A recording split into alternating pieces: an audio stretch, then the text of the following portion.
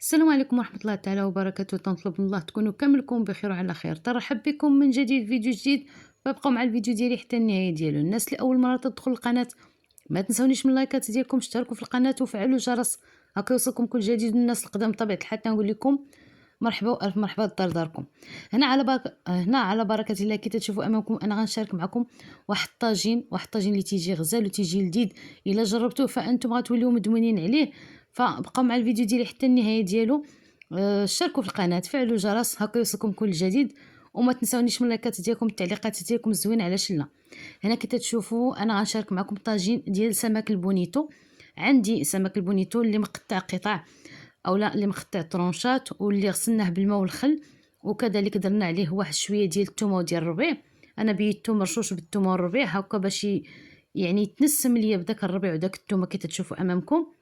كذلك غادي نحتاج الطاجين ديالي خيزو مقطع على هذا الشكل كي تشوفوا امامكم، قطع قطع طويله.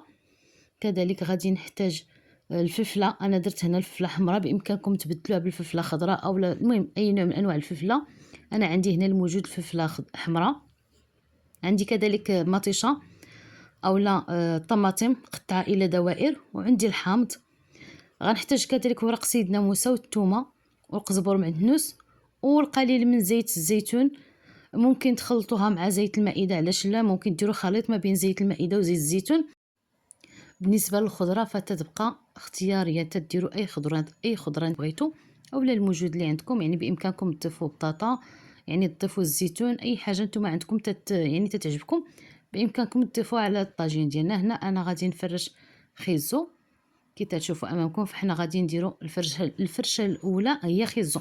علاش تنديروا خيزو البنات في الطاجين ديالنا؟ تنديروا خيزو هو الاول لان خيزو واخا يلصق يعني ما تيرجعش بالمروره. المهم بامكانكم تفرشوا مطيشه، يعني داك تيبقى اختياري، ولكن خيزو حنت هو حلو، يعني واخا تيلصق لينا اولا واخا يتحرق لينا شي شويه من التحت فهو ما تيرجعش بالمروره. داكشي باش من المستحسن دائما بحال هاد الطويجنات نفرشوا خيزو ولا العواد ديال القزبور معدنوس. حتى العواد ديال القزبور معدنوس ما تيخليوش يعني الطاجين ديالنا تيلتصق ولا تحرق من التحت ما تيرجعش بالمروره. هذا الشيء اللي كاين هنا. بعد ما استفت درت تفريشه ديال خيزو كي شفتوا امامكم وتفريشه ديال المطيشه. هنا غادي ندير انا من الفوق السمك البونيتو ديالي، وغادي ندير كذلك من فوق منه مطيشه دوار دوار كي تشوفوا امامكم. غنبقى بهذه الطريقه حتى نستف مطيشه ديالي كاملها. هنا هاد الطاجين البنات راه تيجي لذيذ لذيذ وكذلك تيجي غزال. ويعني راه حنا عارفين ان الطويجنات ديال السمك هذه هي وقيتهم، يعني تيكونوا تيكون عليهم واحد الاقبال في الصيف. علاش لا؟ هنا كي تشوفوا امامكم انا غادي نفرش الفلفله ديالي، غادي نفرشها بهذه الطريقه اولا غادي نزين الطاجين ديالي بالفلفله حلوه اللي حمراء. بامكانكم ديروا فلفله خضراء الا عندكم اولا حتى الصفراء، علاش لا، اولا خليط بين الحمراء وبين الخضراء. هنا داك شويه اللي بقى ليا ديال القزبر والمعدنوس غادي نديروه من فوق الطاجين ديالنا بهذه الطريقه كي تشوفوا امامكم. وغادي نضيفوا الثومه اللي تنشلضوها بهذه الطريقه اولا بامكانكم تحكوها بالحكاكه. المهم هنا انا غادي نضيف الثومه مقطعه رقيق. وكذلك غادي نسمو الطاجين ديالنا باوراق سيدنا موسى. راه حنا عارفين ان النسمه ديال اوراق سيدنا موسى تتواتى بزاف مع الطواجن ديال السمك. وصراحه الطاجين البنات والله لا صحي، يعني 100% على المقلي. هو المقلي تيكون لذيذ ولكن هكا الطاجين تيجي صحي وحتى اللذه تيجي لذيذ. وحنا متى ناكلوا الطاجين يعني تناكلوا شي حاجه اللي صحيه بطبيعه الحال. فغنبقى بهذه الطريقه حتى غنكمل الثومه ديالي كاملها فوق الطاجين ديالي. وكيف سبق لي وشرت لكم غادي نضيفوا هذاك القليل ديال اوراق سيدنا موسى، غادي نديروهم بهذه الطريقه. انا عندي الوراق سيدنا موسى صغيورين، الا كانوا كبار فغادي تكتفيو بجوج ورقات ولا ثلاثه كبار صافي، وغادي ديروهم في الطاجين ديالكم. فهما تينسموا لنا الطاجين ديالنا مع ديال السمك تيتواتاو معاه تينسموه تيجيبوا لنا واحد النسمه زوينه فيه. حنا عارفين ان سيدنا اوراق سيدنا موسى تتواتى مع السمك.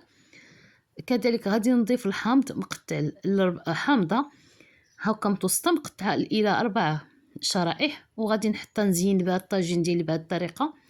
غادي نضيفو من الفوق التحميره العطريه ديالنا، وغادي نضيفو كذلك سكينجبير. يعني انا غادي ندير هنا التحميره وغادي نضيف سكينجبير، وغادي نضيف كذلك القليل من البزار.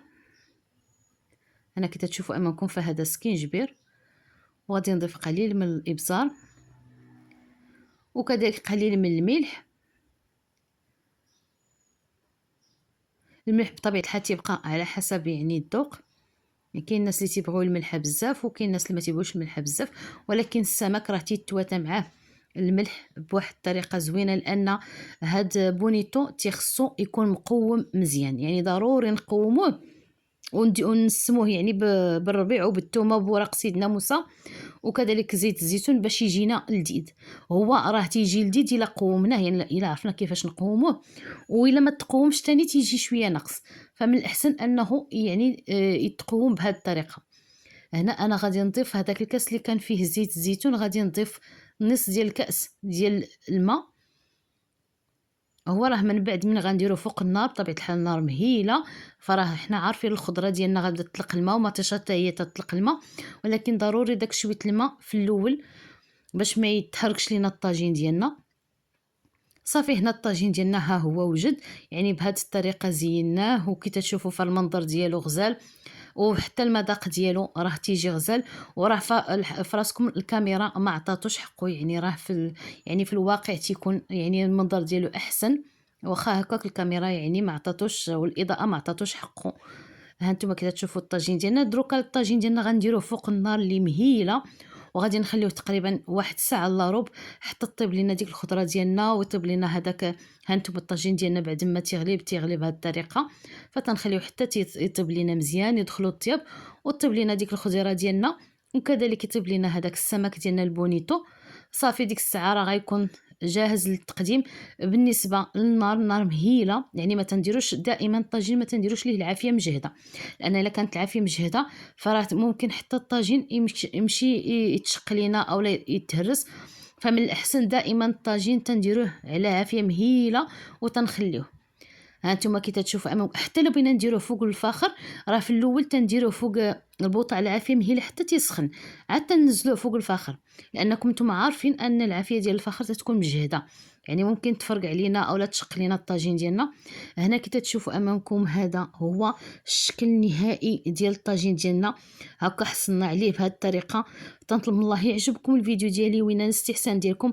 الى عجبكم ما تنساونيش من اللايكات ديالكم، اشتركوا في القناه وفعلوا الجرس هكا يوصلكم كل جديد، والى فيديو قادم ان شاء الله. خليت لكم الهنا والراحه وراحه البال، والى اللقاء.